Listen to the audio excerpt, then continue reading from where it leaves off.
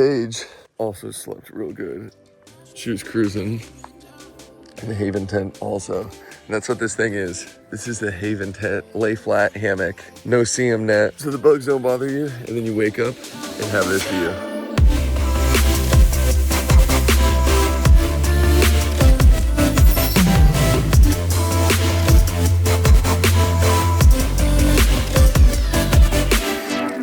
What is up, you guys? I am walking down the remote beach, chilling with some coffee. Look at this view.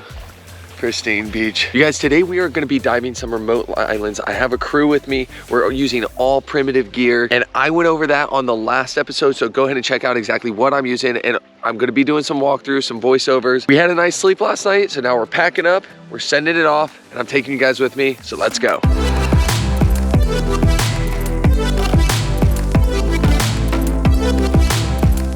All right, Sister Paige is the best sister ever. She got us, what is it? It's mango coconut bread. Ooh. We're gonna give it a whirl. This is sugar-free and gluten-free. It is white flour and white sugar. Oh my God. This is gonna get me pumped up and get me through the day. So let's go.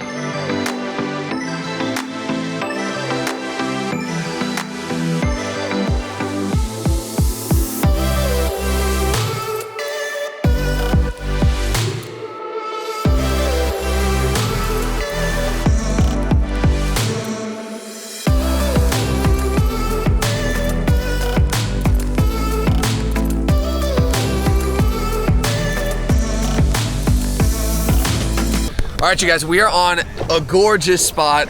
It is kind of in the middle of nowhere, and we're all suited up. We're about to get in, and we're targeting African pompano. Hopefully we get on them.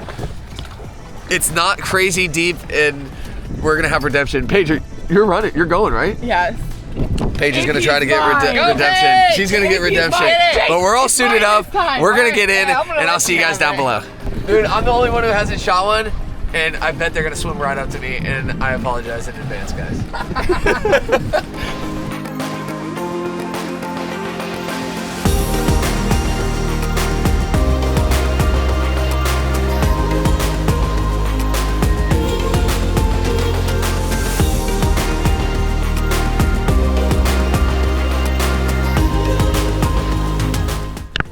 Now, as you guys can see from that clip, this ocean floor is teeming with life, and welcome to the voiceovers. Go ahead, hold your breath with me on these dives. This is gonna be my first dive, and I just dive to the sand, and you really don't know what you're gonna get when you hit up these spots.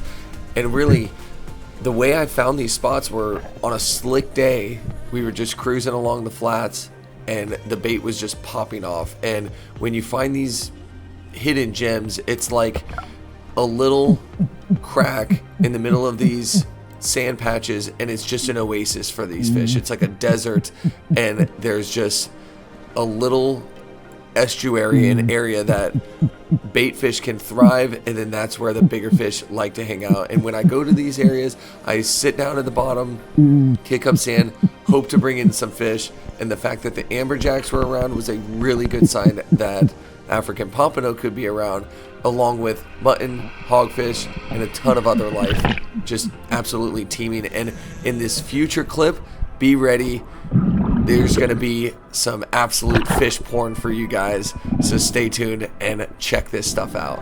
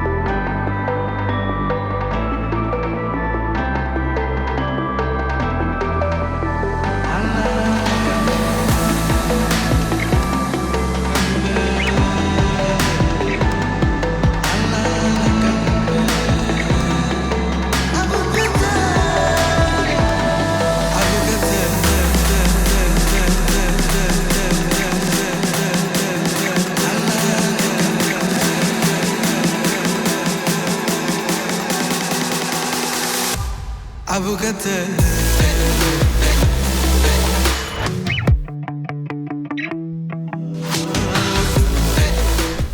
now as Derek and I were doing all that filming, we definitely wanted to get on some African pompano. So this is Jake's GoPro. Go ahead and give him a follow on Instagram. He already saw the African pompano from the surface, and he'll explain it from his point of view after this dive. But he goes down, you can see it doesn't take long for them to show up, does a little bit of grunting, only to 22 feet. He isn't picky. The one that came in the closest gives him a shot, and he lets it rip. I'll just let this go ahead and play out, and you guys can see it all from his perspective, and we'll chat with him once we get back on the boat. Hey! Hey!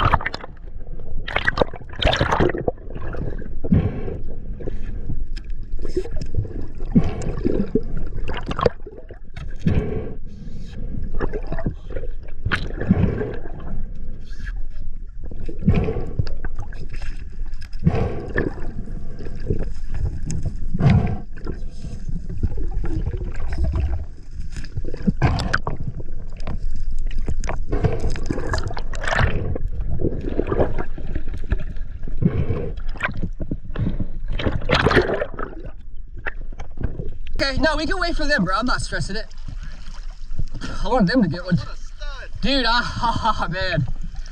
That was such a fight, too. All on camera. Awesome, man. Nice fish. Woo! My first AP, baby! That's what I'm talking about! Captain Jack put me on!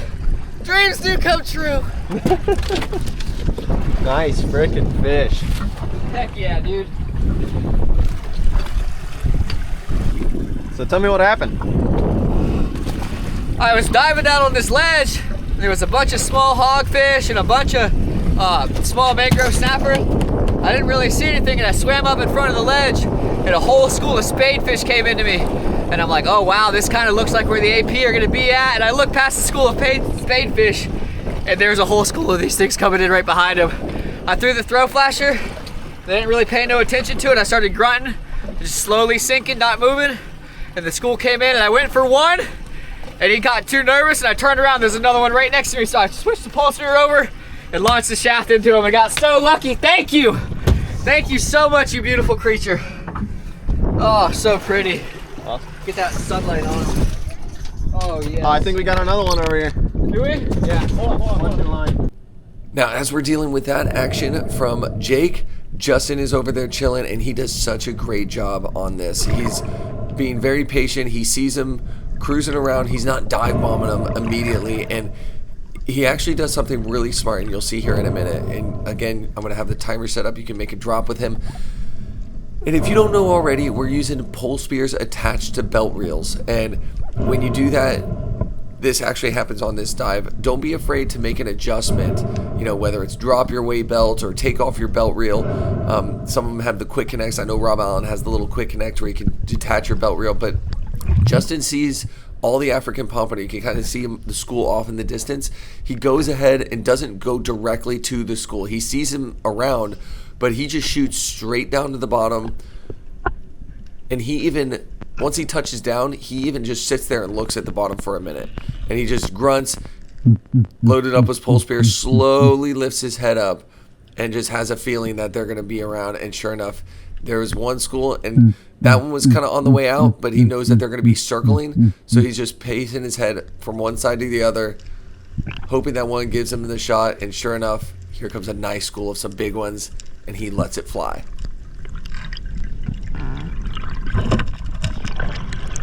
And he's using the Nomad roller Polespear, which is a very good option. You have a lot of penetration even at the end of your shot when you're letting your spear go.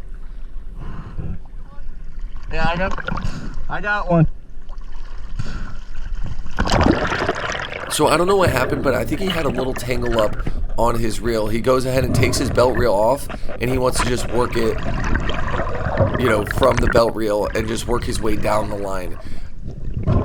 And I think that was probably a good choice, considering he didn't want to drop his whole weight belt with his knife and everything and have all that on the ocean floor. So he just pulled that off, and he just works him from this point on. And then I'm in hot pursuit because he let me know that he has one. So I'm in hot pursuit, hoping to land this very interesting backup shot. Now this is my GoPro, and you see the African pompano are still down there. They're thriving. I didn't want to go ahead and shoot one. He said he really needed a backup shot, so I kind of wanted to make sure I really got down there quick. And this guy was not tired at all. He was fighting it for a while. I swung and missed, and I love showing these kind of screw-ups. And I swung and missed again, and I just got frustrated. I just made sure I stuck him, even with the without this slip tip. I just wanted to make sure I got another shaft in him. Stuck him a little bit farther back than I wanted to, but we'll go ahead and take it.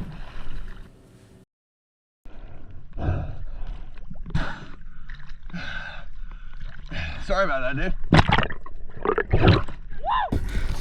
All right, So we're out here, Jake and I just shot these two massive APs, and we're gutting them to save ice, and look what I just found in his stomach, dude. This massive squid, let me see its man. eye. Hold it up so you can see its eyeball in it still. Look at that. Oh, that's so crazy. Huge. Massive squid, dude. Little Freaking calamari. awesome. Oh, bro, you can eat that. Woo! That is sweet. Dude, that's nice freaking fish, Justin. Oh, they are yeah. so beautiful. Gorgeous, Wait, turn real man. quick. All right, so we hit up our pelagic spot and we got the AP, but now we're gonna be trying to go for some deeper stuff. And what's on the board is snapper. That is like the go-to. We want to get some snapper before we go home. Can't bring grouper or hogfish home, so this is what we got. So we're gonna get in the water, crystal clear viz. See you down below. So I just caught this last bit of Derek's dive. We were kind of drifting across this stuff, and he made a drop. This mutton came right up to him, landed a perfect shot right through the gill plate, no backup shot needed, and he was able to hoist him straight up to the surface. But this is the first fish on this deep drop-off, deep area, and we're pretty stoked that it's a beautiful mutton snapper, one of my favorite eating fish.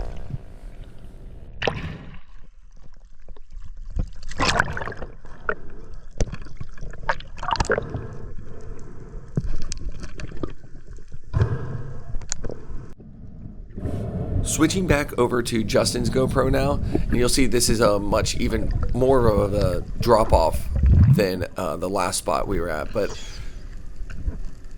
you can see that nice cubera off in the distance. And again, this is what we were doing the whole time. Chasing these cuberas is super frustrating, and just when you think you have a shot on one, sure enough, they usually dart. But Justin's hoping for a good shot on this one, cruising down to the bottom, and again, he's not even showing any aggression towards this fish. The only other thing he could have done was go all the way to the bottom and try to kick up some sand, but I mean, he's already in, I think he's in over 60 right now. Probably the bottom floor is close to, yeah, probably close to 70-ish. I thought he was gonna get a shot, but sure enough, once they do that little thud and kick away, they usually just bolt after that. But it's always worth a try. If you didn't see the last episode, I did a drop. Did not think anything was going to come of it, and I ended up landing a nice cubera using the center line Polespear. Amazing Polespear. But yeah, another drop for Justin, but came up just short-handed.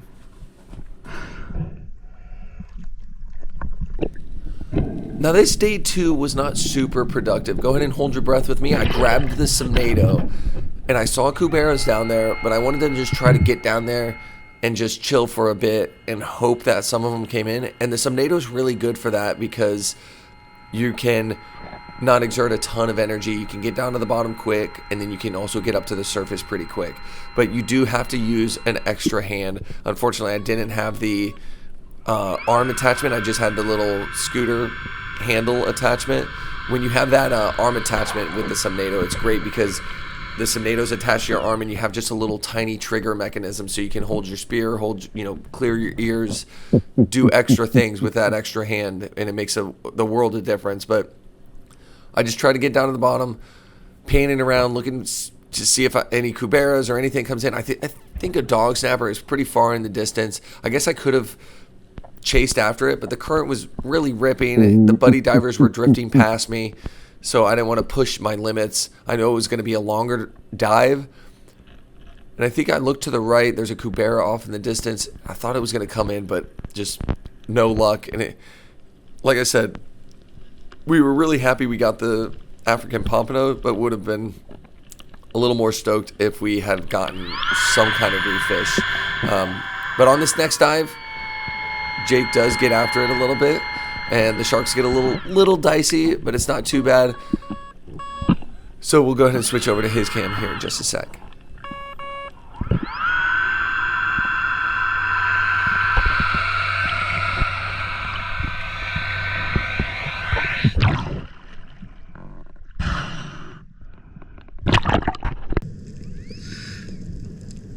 Switching over to Jake's cam, you could see the throw flasher. We weren't seeing a whole lot, like I said, but having a throw flasher with you is always good. It kind of may entice something. And usually whenever you shoot something, so even if a Spearo mackerel comes in, you shoot a Spearo mackerel, you got it, sure enough, you'll see muttons come in or cuberas come in. That's usually how it goes. Once you shoot a fish, other fish start getting fired up in the distance. Everybody wants to know what's going on. And then that's whenever it becomes basically head on a swivel, everything comes in. So Jake goes ahead and makes a drop, and he retrieves his flasher, and as he does, he sees this nice dog snapper. It popped his head out, is going for the cave. Right before he gets there, Jake's gives it a little kick, rip, and he doesn't want to get in the cave, so he gives it a little bit of juice, pulls back on it, which is a good thing he did, because if it got rocked up, it could have been a little bit of a disaster. I saw him getting this fish, so I start bolting down, and I'm glad I did, because there's sharks en route, but they weren't super fired up, which is always a good thing. You'll see me hop down. Yep, see, that shark kind of darted away, but he really wasn't too curious. That was a really nice dog snapper from Jakey Boy here.